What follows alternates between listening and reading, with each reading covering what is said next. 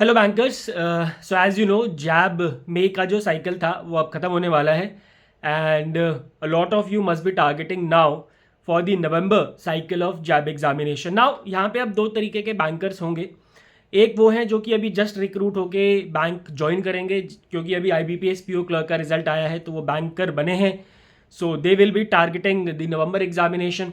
और दूसरे बैंकर्स वो होंगे जो ऑलरेडी बैंक में काम कर रहे हैं but due to XYZ reason they were not able to give the May examination जो मे में एग्जाम हुआ।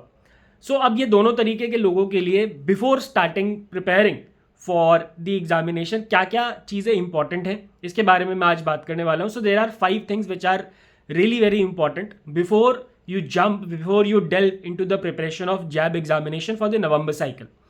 सबसे पहले आपको क्या करना है, आपको जैब जो IIBF की वेबसाइट है उसकी वेबसाइट पे जब आप जाएंगे वहाँ से आपको सिलेबस देखना है जैब का। सबसे पहले आपको क्या देखना है, सिलेबस देखना है। सो एज यू नो जैब में देर आर 4 सब्जेक्ट्स और हर 4 सब्जेक्ट में 4 मॉड्यूल्स हैं which means there are 16 modules, 16 modules हैं जो कि आपको कंप्लीट करने हैं to crack this examination. Now let me already tell you this thing, जब आप सिलेबस देख रहे होंगे ना तो आपको ये लगेगा कि यार इतनी मेहनत तो मैंने PO बनने के लिए नहीं करी, अब मैं डिपार्टमेंटल एग्जाम के लिए या फिर एक थोड़े बहुत इंक्रीमेंट के लिए क्या मुझे इतना मेहनत करना पड़ेगा। देखो my dear friends, let me tell you one thing very honestly, syllabus भले ही आपको ओवरवेलमिंग दिखेगा, सिलेबस भले ही आपको ऐसा लगेगा कि यार this is not my cup of tea, I won't be able to do that, but let me tell you जो एग्जामिनेशन में जो क्वेश्चंस आते हैं ना वो बहुत ईजी होते हैं, उनको टैकल आराम से किया जा सकता है, नेगेटिव मार्किंग भी नहीं होती और 100 में से 50 नंबर लाने होते हैं। So I think you guys are intelligent enough to score 50 marks in such an easy examination. ना how will you get to know कि एग्जाम ईजी आता है, how will you get to know कि exam में questions किस तरीके से आते हैं। So that takes me to the second step that you have to follow before delving into the preparation, that is PYQs।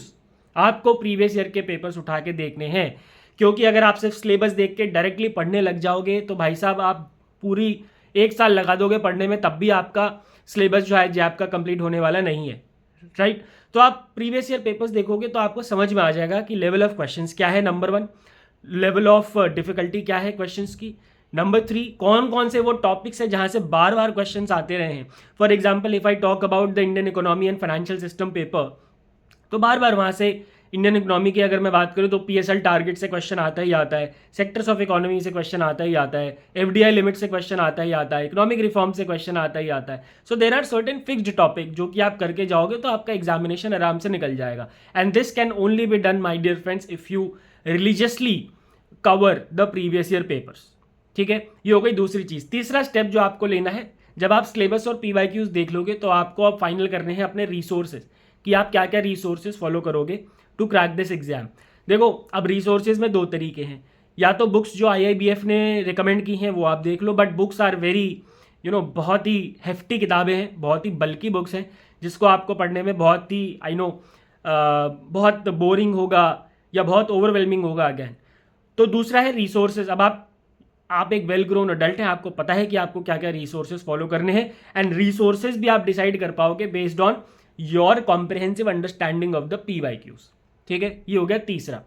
चौथा, अब आपको अपने लिए एक टाइम टेबल बनाना है। Let's say you are starting from the month of June, so you will be starting from June, July, August, September and October, that is for 5 months. So एक long term time table 5 महीने का बना लो। And I think as far as I know this examination, daily 1 hour would be more than enough to crack this exam. ठीक है, रोज का 1 घंटा पढ़ लोगे इनफ है, सैटरडे संडे नहीं भी पढ़ोगे तब भी चलेगा। तो 4 मॉड्यूल्स हैं, 5 महीने हैं।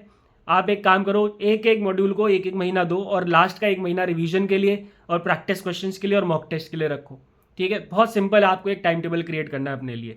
And last but not the least, before going to the exam my dear friends, do not forget to solve the practice questions, क्योंकि आप जो पढ़ रहे हो ना उसको आपको ये भी तो समझ में आना चाहिए कि आप सही पढ़ रहे हो या गलत पढ़ रहे हो। अब ये एग्जाम आप में से बहुत लोग होंगे जिनके लिए ये बिल्कुल नया एग्जाम है, कुछ ऐसे PO होंगे, कुछ ऐसे ऑफिसर्स होंगे जो कि साइंस बैकग्राउंड से होंगे या ह्यूमैनिटी बैकग्राउंड से होंगे। जब वो कोर बैंकिंग के और अकाउंट्स के टॉपिक पढ़ेंगे तो उनके लिए थोड़ा सा वो नया हो सकता है। तो इसीलिए while covering the syllabus you need to practice the questions as well.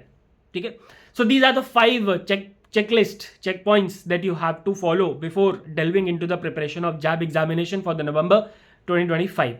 I wish you all the best, my dear friends. I hope the message is clear. I hope you have understood what I wanted to convey. Thank you very much. Goodbye, take care, and God bless.